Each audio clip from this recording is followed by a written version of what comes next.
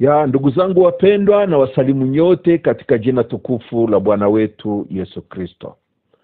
Tulikuwa tukizungumzia katika siku zilizopita, tulikuwa tukizungumzia habari za huyu shetani ambaye anajigeuza kuwa kama malaika wa nuru, halafu anawapotosha walio wengi.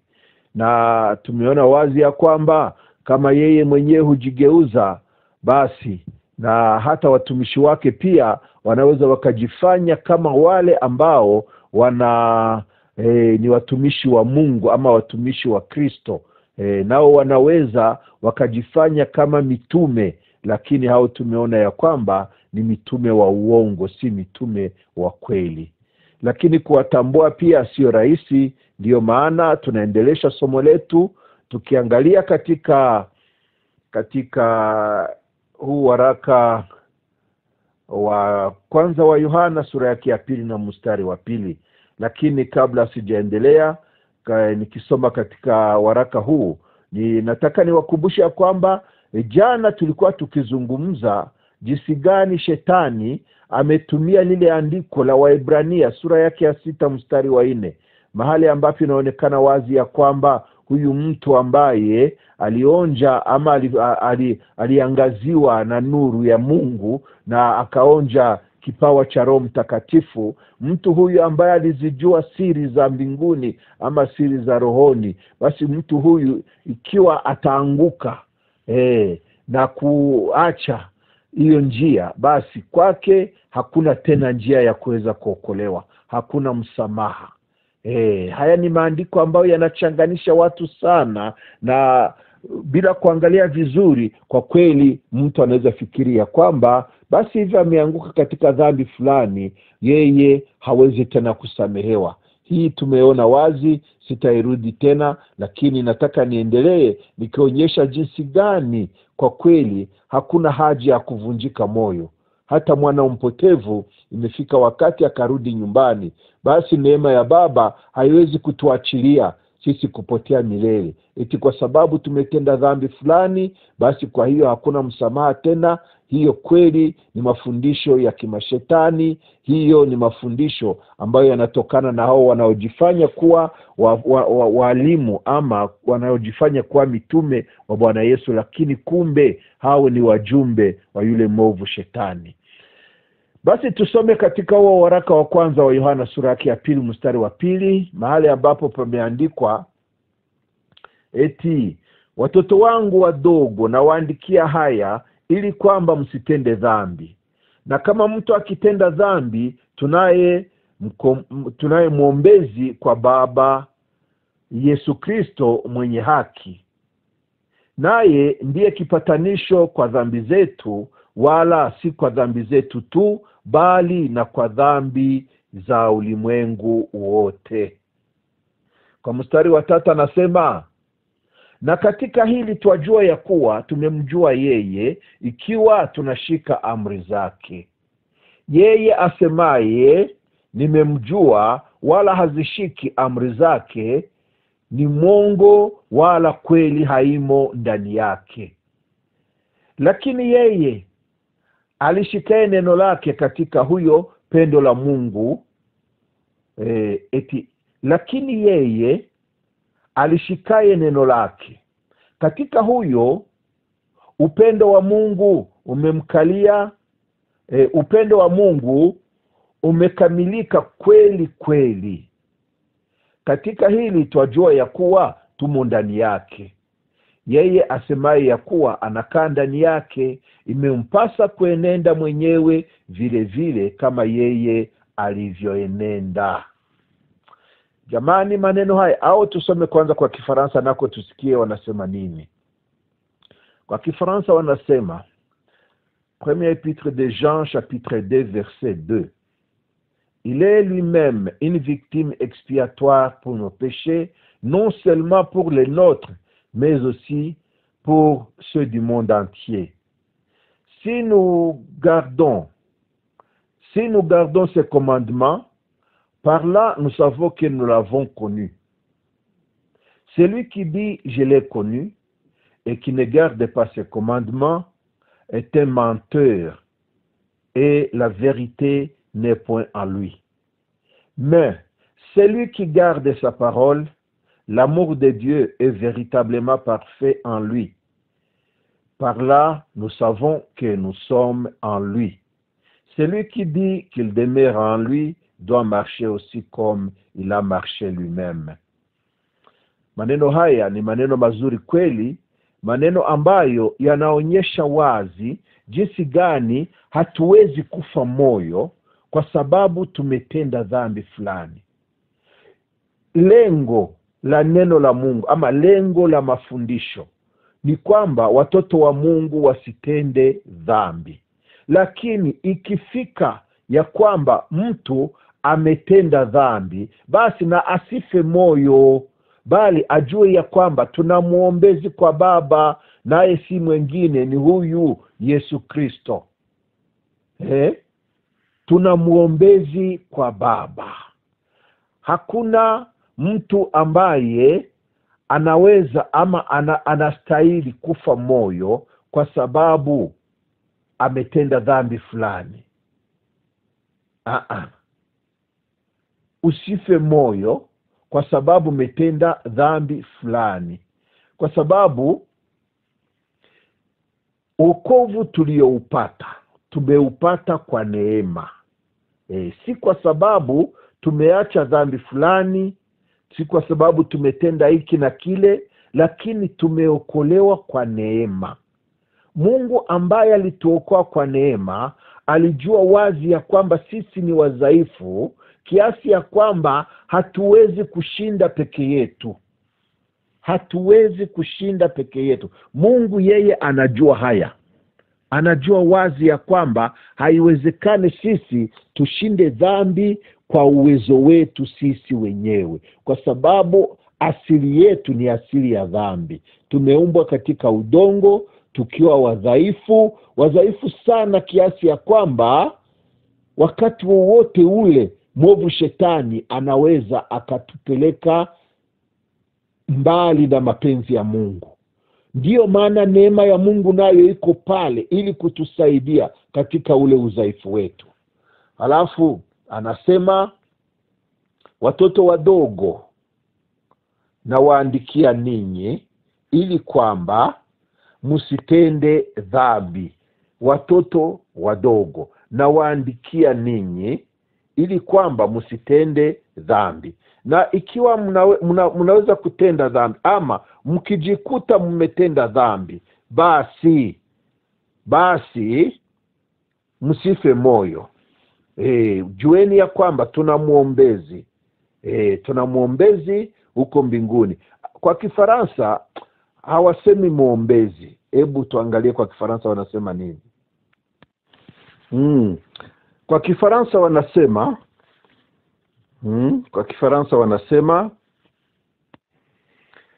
wanasema mes petits enfants, je vous écris ces choses afin que vous ne péchiez point. Et si quelqu'un a péché, nous avons un avocat auprès du Père, Jésus-Christ le juste. Unasikia kwamba kwa Kifaransa wanasema ni avoka. Avoka ni mteteaji. Lakini kwa Kiswahili wamesema huyu ni muombezi. Sawa? Basi kama anatombea ama kama anatutetea, na huyu ni mteteaji ambaye hawezi kushindwa, kwa sababu yeye tayari amelipa gharama ya dhambi.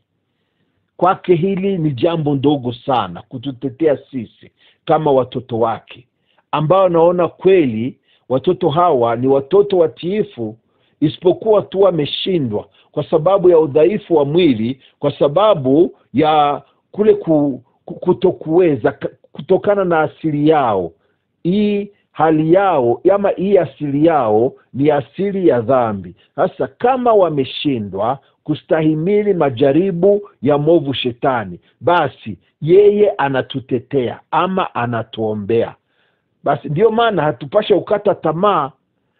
Na ikiwa sisi tumejikuta katika hali ile ambayo ni katika njia ya giza, tunatembelea katika njia ya giza, huku sisi tukiwa wana wa nuru, basi moja kwa moja Baba yetu wa mbinguni ambaye ni mwema na anajaa rehema, basi ataturejesha kwa njia yoyote ile.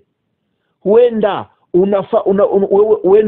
huenda ni mwana mkaidi ambaye hasikie neno isipokuwa apigwe kiboko, basi Baba yetu anaweza kutumia hata kiboko ili kwamba aturejeshe katika njia iliyo ya kweli ama njia nzuri, aturudishe katika nuru. Unajua, tunaweza wakati wowote ule kupotoka, tunaweza wakati wowote ule kufanya kitu ambacho hakimfurahishe Baba. Basi hapa natukemea, kwa sababu Biblia yenyewe inasema ya kwamba anayempenda humrudi na kumkemea. Basi Baba anaweza katukemea na sisi tunarudi kwa mstari. Lakini shetani yeye atakwambia, kwa sababu umeacha njia ya nuru, umeingia katika njia ya giza, basi wewe umepotea tayari. Kwa sababu aliyejawa na Roho Mtakatifu, aliyeangaziwa na nuru ya Mungu, aliyejua ukweli, alafu akaanguka, eti huyu hawezi kufanywa upya tena. Hayo ni mafundisho ya kimashetani, lakini neno la Mungu linasema wazi ya kwamba Baba yetu wa mbinguni hawezi kutuachilia, bali yuko pale ili kuturudi na kutukemea wakati wote tunatembea kinyume ya mapenzi yake. Neno la Mungu inasema huyu Yesu Kristo ambaye ndiye mwombezi wetu ama mteteaji wetu, huyu Biblia inasema naye ndiye kipatanisho kwa dhambi zetu, wala si kwa dhambi zetu tu, bali na kwa dhambi za ulimwengu wote. Unajua, uhai wa Yesu Kristo umetolewa. Alikubali kufa kwa ajili yako wewe na mimi. Alikufa kwa ajili ya dhambi ya ulimwengu mzima. Na wakati alijitoa kuwa dhabihu ya dhambi, Biblia inasema Mungu naye akatupilia mbali, akaachilia yani hiyo wanasema nini kwa Kiswahili? Katika waraka wa Mtume Paulo kwa Warumi sura yake ya 8 mstari wa 3 anasema, maana yale yasiyowezekana kwa sheria, kwa vile ilivyokuwa dhaifu kwa sababu ya mwili, Mungu kwa kumtuma mwanawe mwenyewe katika mfano wa mwili ulio wa dhambi, na kwa sababu ya dhambi alihukumu dhambi katika mwili. Kwa Kiswahili wanasema alihukumu dhambi katika mwili. Il condamna le péché dans notre chair. Mungu alihukumu dhambi katika mwili. Basi ikiwa unatenda dhambi kwa sababu ya udhaifu wa mwili wako, Biblia inasema huyu mtetezi, huyu mwombezi wetu, basi angali bado anaweza kukurehemia ama anaweza kukusamehe kwa sababu ya ule udhaifu. Anajua wazi ya kwamba wewe ni mdhaifu, na ndio maana aliacha mbingu akaja kukutafuta wewe, akakuja kulipa deni ya dhambi, kwa sababu anajua wewe hauwezi, wewe peke yako hauwezi. Ndio maana sisi tunapomwamini yeye, basi na tunajitegemeza kwake, ili kwa njia yoyote ile tupokee msaada kutoka kwake. Sisi ni watu wadhaifu, na kama mtu hajitambui hivi, basi huyu shetani anaweza akampeleka ama akampotosha kwa urahisi sana. Lakini kwa sababu tunajua wazi ya kwamba sisi ni wadhaifu, ndio maana tunajitegemeza kwa Bwana siku kwa siku, tukiomba neema yake ituwezeshe, kwa sababu sisi peke yetu hatuwezi. Basi na tukianguka, yeye mwenyewe anatuinua kwa mkono wake, kwa sababu ni mwingi wa rehema. Kwa mstari wa 3 anasema, na katika hili twajua ya kuwa tumemjua yeye, ikiwa tunashika amri zake. Yeye asemaye nimemjua wala hashiki amri zake ni mwongo, wala kweli haimo ndani yake. Hapa ni somo ambalo ni pana ama ni kubwa. Tunaweza tukalizungumzia kwa muda mrefu, kwa sababu tunaweza tukafikiria kwamba hizi sheria ambazo tunaambiwa hapa ni zile ambazo zimeandikwa kwenye mawe. wala sheria za Musa. Hapana, zile zilikuwa ni mzigo, tena mzigo mzito ambao hakuna mtu angeweza kuchukua. Lakini hizi ni sheria za roho katika Kristo Yesu, sheria za neema. Hapa kuna nguvu za Mungu zinazotenda kazi ndani yetu ili kwamba tupate kuyatimiza mapenzi ya Mungu. Si kama zile za Musa ambazo zinatuhukumu, zinatuambia fanya, usipofanya unakufa. Jamani, acha niishie hapa kwa leo, kwa maana kesho tutaendelesha hapa. Tutaendelesha hili somo mpaka tulisikie na kulielewa vizuri zaidi. Basi Bwana wabariki, tuonane tena kesho. Ya ndugu zangu wapendwa, ninakuja tena kuendelesha somo letu la leo.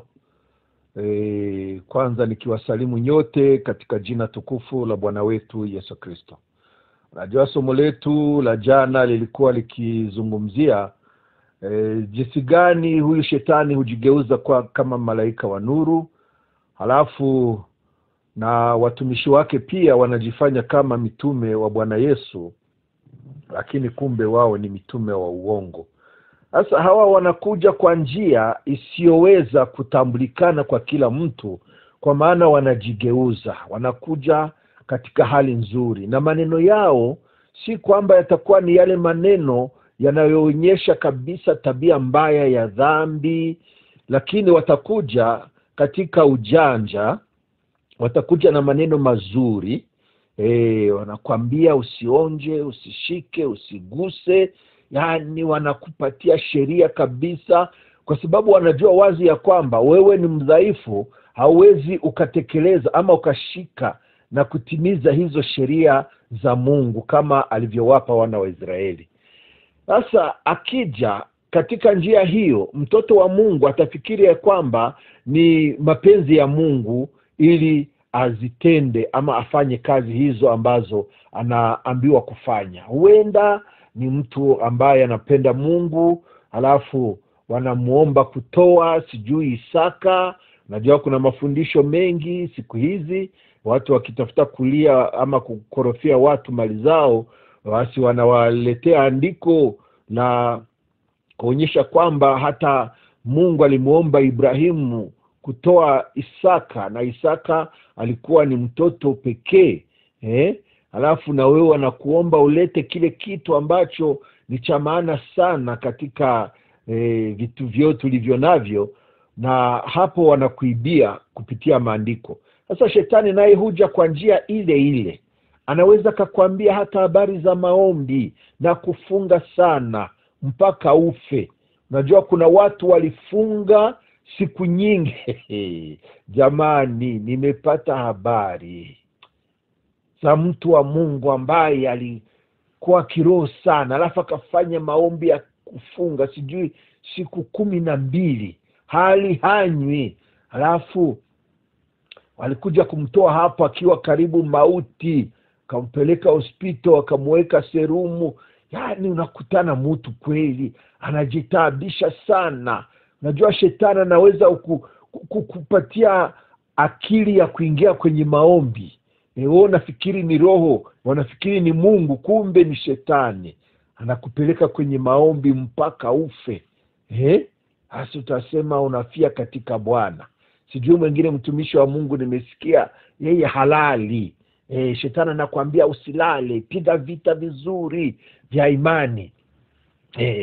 Wewe usiwe mzaifu, usilale.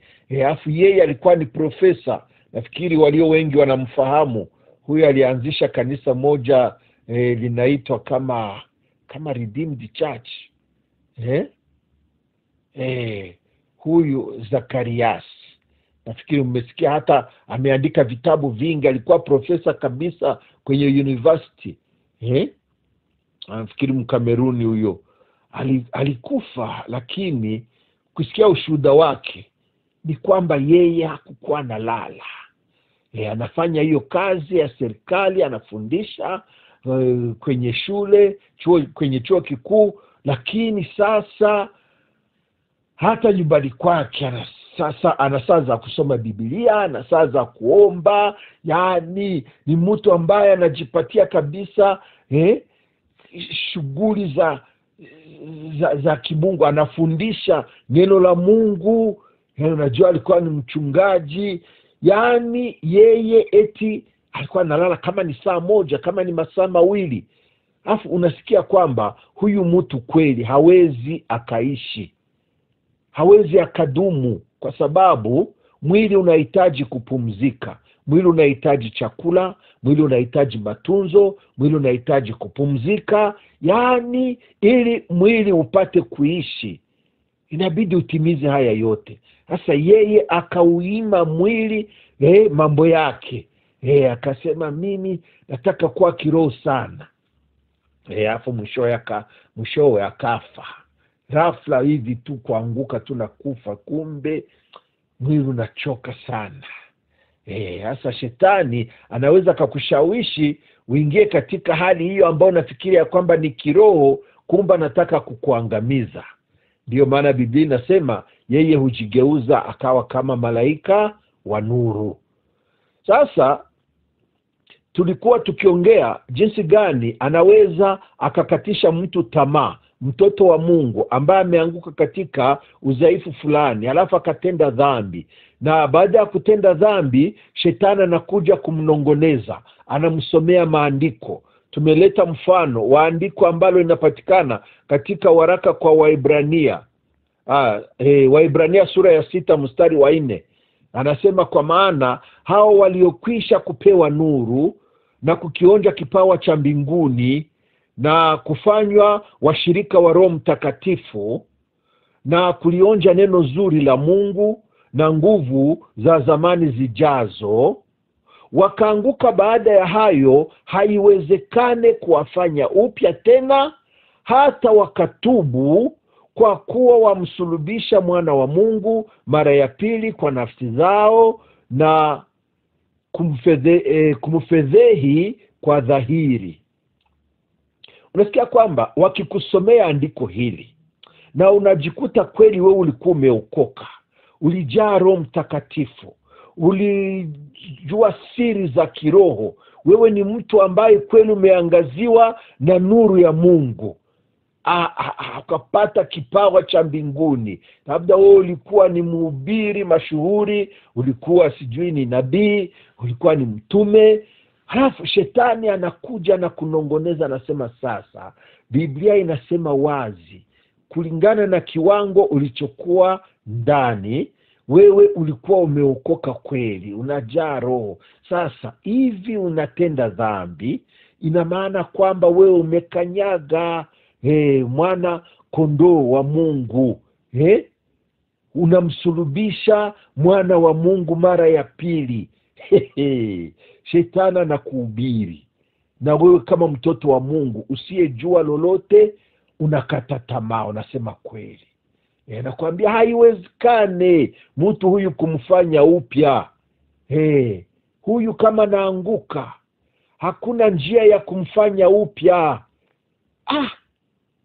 Halafu anakupatia shauri, anasema sasa unajua, usikose mbingu na ukose dunia. Basi heri wewe kama ungali unaishi duniani, basi kula dunia, jifurahishe duniani, kwa sababu hata mbingu hauna.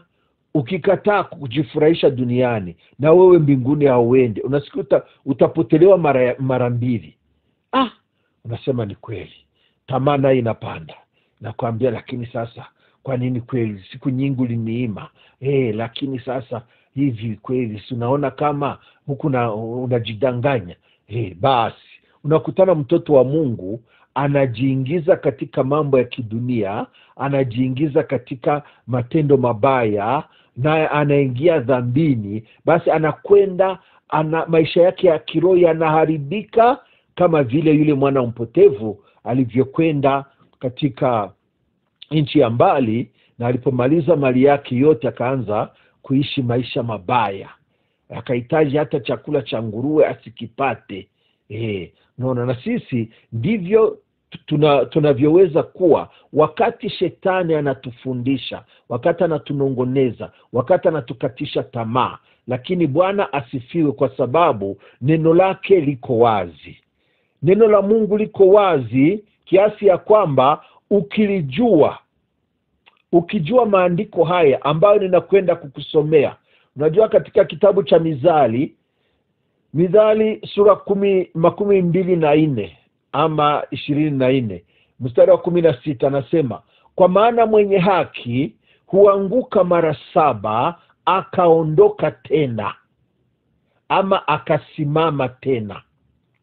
Kwa maana mwenye haki huanguka mara 7 akaondoka tena, ama akasimama tena. Kwa Kifaransa wanasema, car 7 fois le juste tombe et il se relève, mais les méchants sont précipités dans le malheur.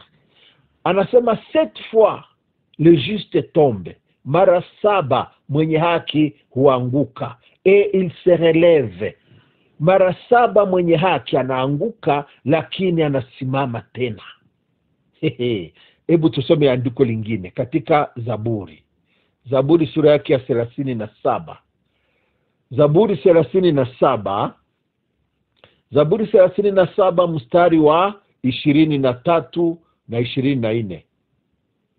Au Zaburi 37 mstari wa 23 hadi 24. Inasema, hatua za mtu zaimarishwa na Bwana, naye aipenda njia yake. Ajapojikwaa hataanguka chini, Bwana humshika mkono na kumtegemeza. Lakini sasa hapa Kiswahili hakikuongea vizuri. Hii neno ya kusema hataanguka chini, sio sawa. Kwa maana katika lugha zingine zote Biblia inasema hata akianguka chini, hata bakilia hapo, hata lala chini, hata baki chini, atainuka tena. Kwa sababu gani? Kwa sababu mkono wa Bwana ndio unamtegemeza.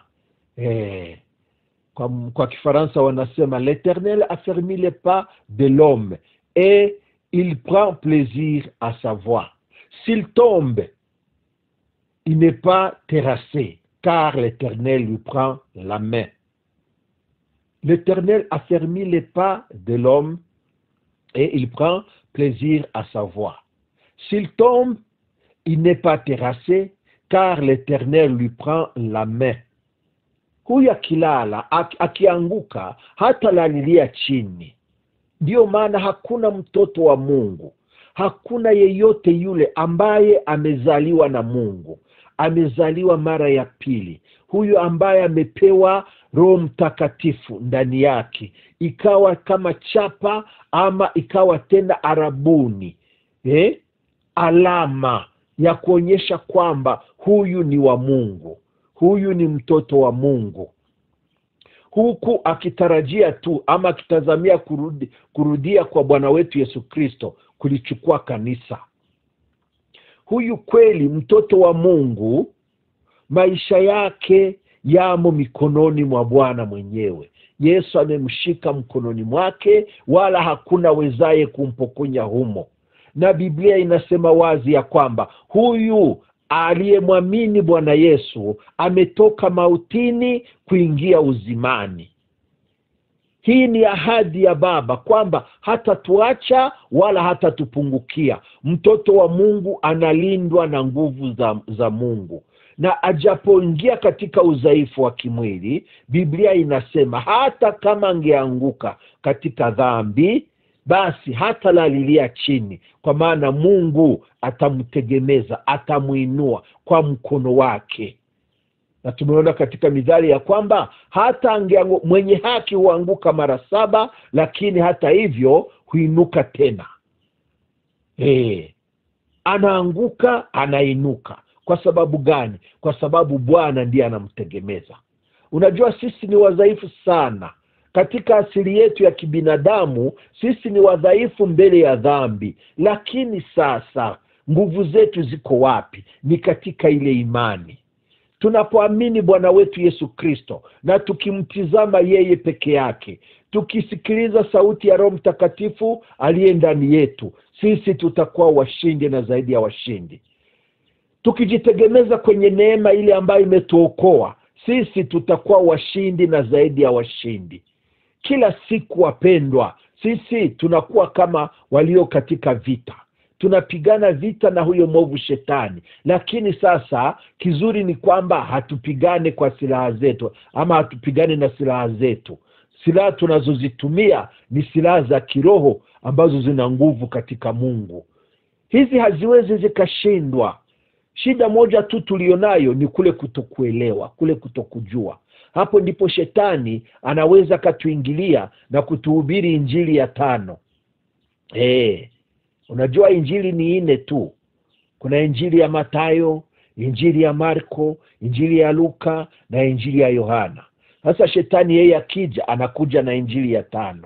Anakuja kukuambia sasa, unaona wewe umeanguka. Na andiko linasema wewe hauwezi kufanywa upya tena kwa sababu ulikuwa umeokoka. Wewe ulionja kipawa cha Roho Mtakatifu. Wewe umeangaziwa kwa nuru ya Mungu. Wewe hauwezi tena kufanywa upya kwa sababu wewe ulikionja kipawa cha mbinguni. Alafu anakufundisha na kuonyesha wazi maandiko, nasema ni kweli kabisa. Hapa mimi hakuna tena njia ya msamaha kwa sababu nimetenda dhambi. Lakini ungejua maandiko yanasema nini, kwa kweli usingaliweza kumsikiliza huyu adui. Acha tuendeleshe tena kesho, kwa maana sitaki kuchosha sana na maneno mengi, ila nakuombea tu neema ya Baba endelee